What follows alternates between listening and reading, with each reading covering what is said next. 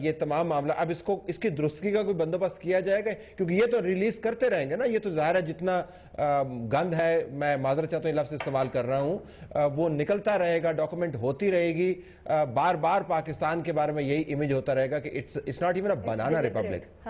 جی دیکھیے، میں سمجھتا ہوں کہ یہ باتیں اب قوم کے سامنے آ رہی ہیں کہ کس کا راستہ روکنے کی کوشش کی گئی تھی۔ آخر نواز شریف صاحب کا راستہ کیوں روکا جا رہا تھا؟ اس لیے کہ وہ انٹرنیشنل اسٹیبلشمنٹ جس کو انہوں نے ڈیفائی کیا، جب پاکستان کو ایٹمی طاقت بنانے کی بات تھی، 5 فون کالز تھے، انہوں نے اس دباؤ کو برداشت کیا اور وہ ایک اس انٹرنیشنل اسٹیبلشمنٹ کے مجرم بن گئے۔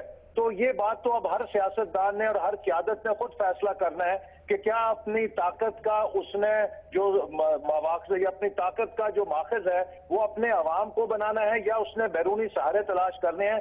آج پاکستان بدل چکا ہے، پاکستان میں جو بھی طاقت کے لیے بیرونی سہارے تلاش کرے گا، پاکستان کے عوام کے دلوں میں اس کے لیے کوئی جگہ نہیں ہوگی۔ ہم پاکستان کو تبھی مضبوط بنا سکتے ہیں جب ہم اپنے اوپر دیکھیں، اپنے قوت پر انحصار کریں، اپنے وسائل پر بھروسہ کریں اور خود انحصاری کے راستے پہ چلیں۔ احسن اقبال صاحب، میں آپ سے اگر قطع کلامی، آپ کی فصاحت و بلاغت کا میں بڑا مداح ہوں، میرے خیال میں ویورز بھی آپ کو بہت سنتے ہیں، صرف ایک چھوٹی سی گزارش، ایک سوال ہے، جس قیادت کے جو قیمتی اثاثے ہیں وہ اپنے ملک کے اندر رکھنے کو تیار نہیں ہیں، جن کی اولادیں جو ہیں وہ ملک میں رہنے کو تیار نہیں ہیں، جن کے رشتے جو ہیں وہ پاکستان کے اندر نہیں ہیں، مجھے سوال مکمل کر لینے دیں۔ دیکھیں نا، امتحان کسی بھی فرد کی لائلٹی کا کیا ہوتا ہے کہ اس نے پیسہ کہاں پہ رکھا ہوا ہے، اس نے بزنس کہاں پہ جمایا ہوا ہے، وہ علاج کروانے کے لیے کہاں پہ جاتا ہے، وہ کہاں پہ رہتا ہے۔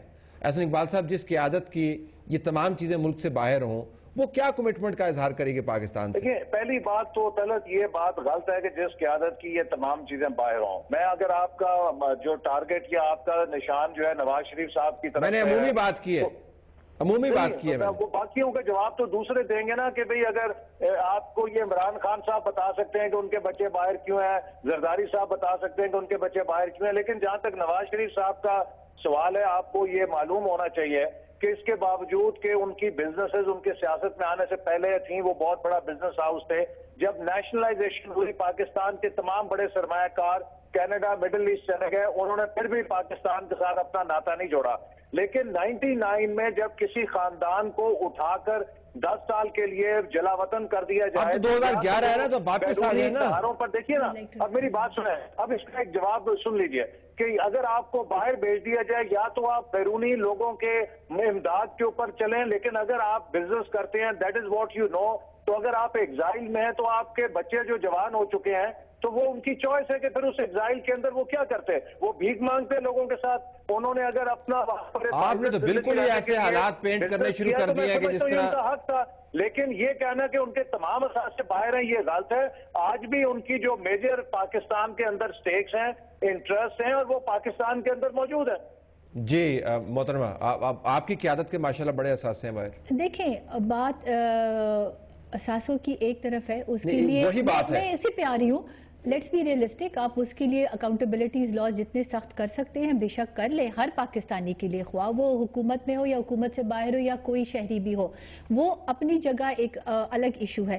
لیکن جب آپ کو پاکستان کے عوام ووٹ دینے کے لیے تیار ہے تو اس کی کیا جسٹیفیکیشن ہے؟ جھوٹ بول نہیں، جھوٹ بول فراڈ کر کے، نعرے لگا کے، یہ استحصال کر کے۔ لیکن میں آپ کو ایک یہ بات بتاؤں، میں ایک پارٹی کی بات نہیں کر رہا۔ طلعت صاحب، میں ایک چیز یہاں پر کہہ رہی ہوں، آپ کو پتا عوام کو سب سے زیادہ امید کون دیتا ہے؟ انقلاب کی باتیں ہو رہی ہیں۔ آپ کو پتا عوام کو امید کون دیتا ہے اس ملک میں سب سے زیادہ؟ جھوٹے پیر۔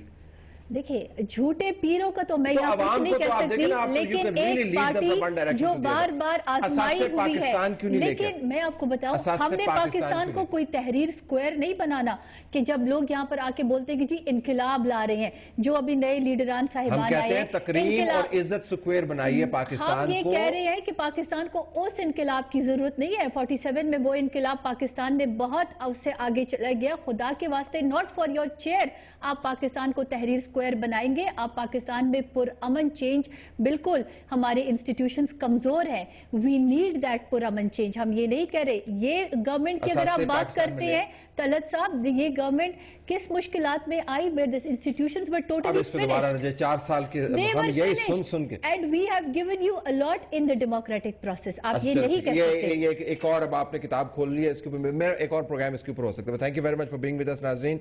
मामला ये है कि नारे में और एक्शन में अगर इतना बड़ा फर्क होगा तो दुनिया हमें यकीनन बेवकूफ़ ही गर्दानेगी। और हम जो नेशनल डिग्निटी और सॉवरेनिटी की बात करते हैं, ये सिर्फ अल्फाज नहीं होने चाहिए, अमल से साबित होता है।